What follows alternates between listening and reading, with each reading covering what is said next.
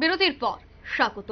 বর্ষার মরশুমে রাস্তা কেটে কালভার্ট তৈরি করায় এই মুহূর্তে দুর্ভোগ পোহাতে হচ্ছে এলাকাবাসীদের। কারণ অতি বৃষ্টিতে এবার বাড়ি ঘরে জল প্রবেশ করতে শুরু করেছে।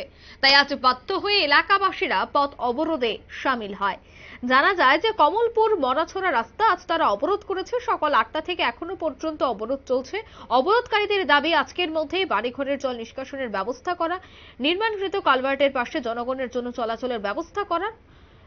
আজ আবেদন বা দাবি জানানো হয়েছে। দুদিক থেকেই আজ যান চলাচল বন্ধ হয়ে যায়। এই অবরোধের ফলে অবরোধস্থলে কমলপুর থানার ওসি সঞ্জয় লস্কর, পুলিশ এবং টিএসআর সহ মহকুমা শাসকের প্রতিনিধি ডিসিএম উপস্থিত হয়ে অবরোধ তোলার চেষ্টা করে, কিন্তু অবরোধ তুলতে পারেনি।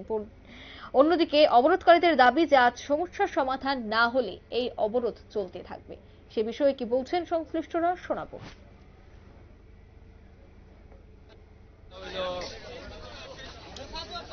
কমলপুর হসপিটালের যে মেইন রোড এবং ভট্টাচার্যপাড়া যে এরিয়া জিগিরপাড় সমেত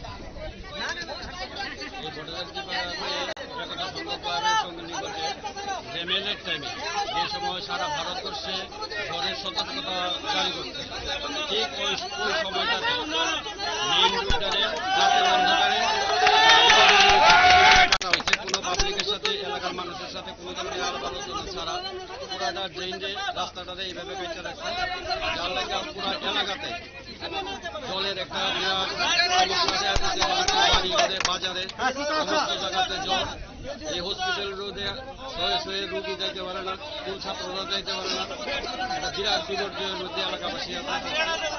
মহকুমা প্রশাসনের কাছে আমরা এটাই আবেদন এবং পিডাব্লিউডি কিভাবে এই অর্ডার জারি করলো, মেয়েরা একভাবে একইভাবে কাটা দেওয়ার লেগে রাতের অন্ধকারে, এটা আমরা কেউই জানি না। এটা সুস্থ জনগণের তাদের সুবিধাও হয়। কয়টার থেকে অবরোধ চলে?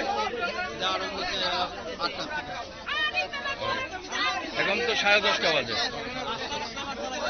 চলবে আপনাদের আন্দোলন? চলবে যতক্ষণ পর্যন্ত এসডিএম মহকুমা প্রশাসন পিডাব্লিউডি অফিসাররা না আসে আমরা এখানে আন্দোলনে।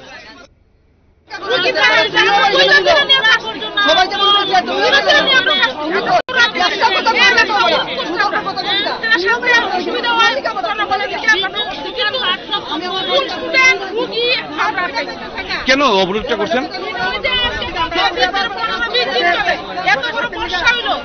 পৃথিবী কাঁপলো এই বর্ষার লেগে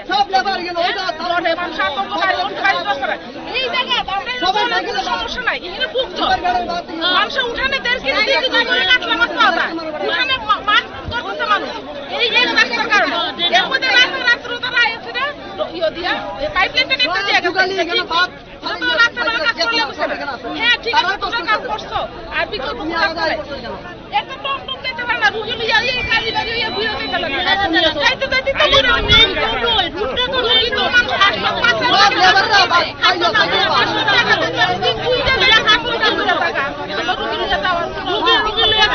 একটু অবরোধ করছেন।